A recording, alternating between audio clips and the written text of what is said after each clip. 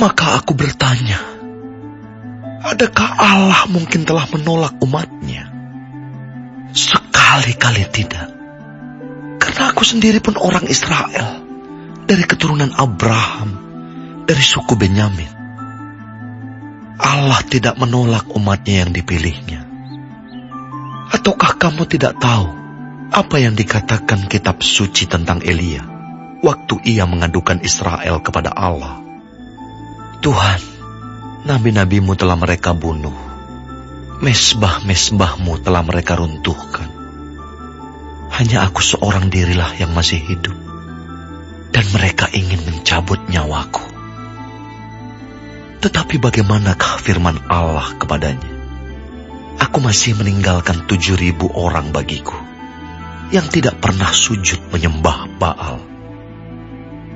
Demikian juga pada waktu ini, ada tinggal suatu sisa menurut pilihan kasih karunia.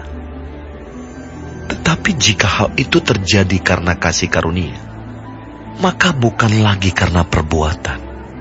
Sebab jika tidak demikian, maka kasih karunia itu bukan lagi kasih karunia. Jadi bagaimana? Israel tidak memperoleh apa yang dikejarnya, tetapi orang-orang yang terpilih telah memperolehnya, dan orang yang lain telah tegar hatinya.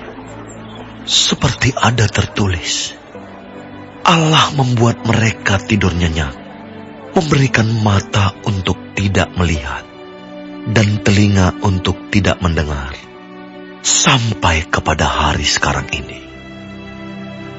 Dan Daud berkata, biarlah jamuan mereka menjadi jerat dan perangkap, penyesatan dan pembalasan bagi mereka.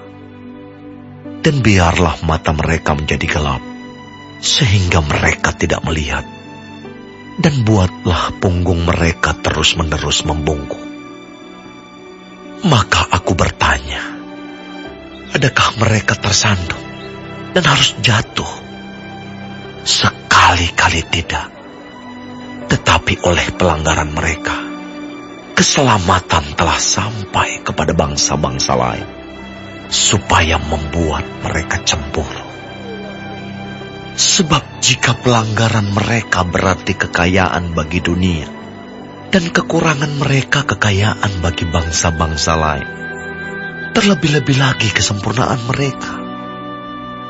Aku berkata kepada kamu, hai bangsa-bangsa bukan Yahudi, justru karena aku adalah rasul untuk bangsa-bangsa bukan Yahudi, aku menganggap hal itu kemuliaan pelayananku, yaitu kalau aku dapat membangkitkan cemburu di dalam hati kaum sebangsaku menurut daging, dan dapat menyelamatkan beberapa orang dari mereka.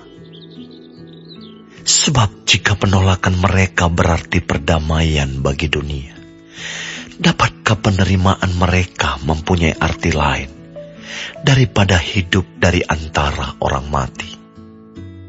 Jikalau roti sulung adalah kudus, maka seluruh adonan juga kudus.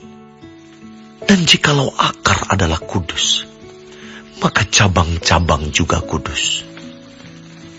Karena itu, apabila beberapa cabang telah dipatahkan, dan kamu sebagai tunas liar telah dicangkokkan di antaranya, dan turut mendapat bagian dalam akar pohon zaitun yang penuh getah, janganlah kamu bermegah terhadap cabang-cabang itu. Jikalau kamu bermegah, ingatlah bahwa bukan kamu yang menopang akar itu, melainkan akar itu yang menopang kamu. Mungkin kamu akan berkata, ada cabang-cabang yang dipatahkan, supaya aku dicangkokkan di antaranya sebagai tunas. Baiklah, mereka dipatahkan karena ketidakpercayaan mereka, dan kamu tegak tercacak karena iman. Janganlah kamu sombong, tetapi takutlah.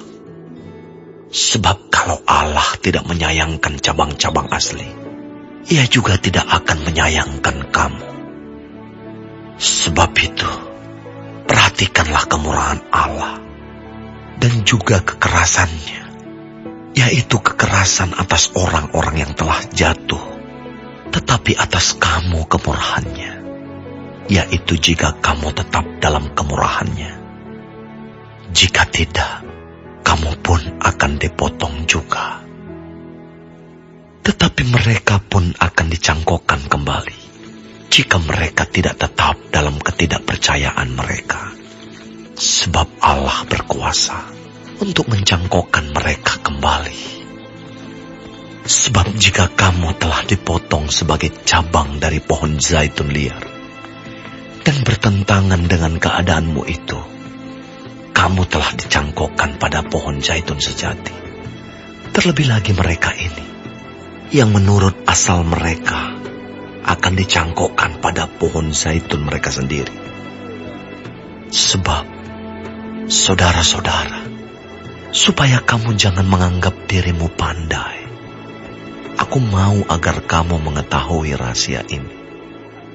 Sebagian dari Israel telah menjadi tegar sampai jumlah yang penuh dari bangsa-bangsa lain telah masuk. Dengan jalan demikian, seluruh Israel akan diselamatkan. Seperti ada tertulis, dari Sion akan datang penebus. Ia akan menyingkirkan segala kefasikan daripada Yakub. Dan inilah perjanjianku dengan mereka, apabila aku menghapuskan dosa mereka. Mengenai Injil, mereka adalah seteru Allah oleh karena kamu. Tetapi mengenai pilihan, mereka adalah kekasih Allah oleh karena nenek moyang. Sebab Allah tidak menyesali kasih karunia dan panggilannya. Sebab sama seperti kamu, dahulu tidak taat kepada Allah, tetapi sekarang beroleh kemurahan oleh ketidaktaatan mereka.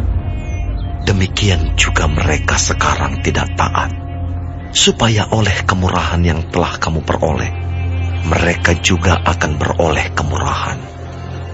Sebab Allah telah mengurung semua orang dalam ketidaktaatan, supaya ia dapat menunjukkan kemurahannya atas mereka semua. Oh, alangkah dalamnya kekayaan, hikmat, dan pengetahuan Allah. Sungguh tak terselidiki keputusan-keputusannya, dan sungguh tak terselami jalan-jalannya. Sebab, siapakah yang mengetahui pikiran Tuhan? Atau siapakah yang pernah menjadi penasihatnya? Atau siapakah yang pernah memberikan sesuatu kepadanya, sehingga ia harus menggantikannya? Sebab segala sesuatu adalah dari Dia, dan oleh Dia, dan kepada Dia. Bagi Dialah kemuliaan sampai selama-lamanya.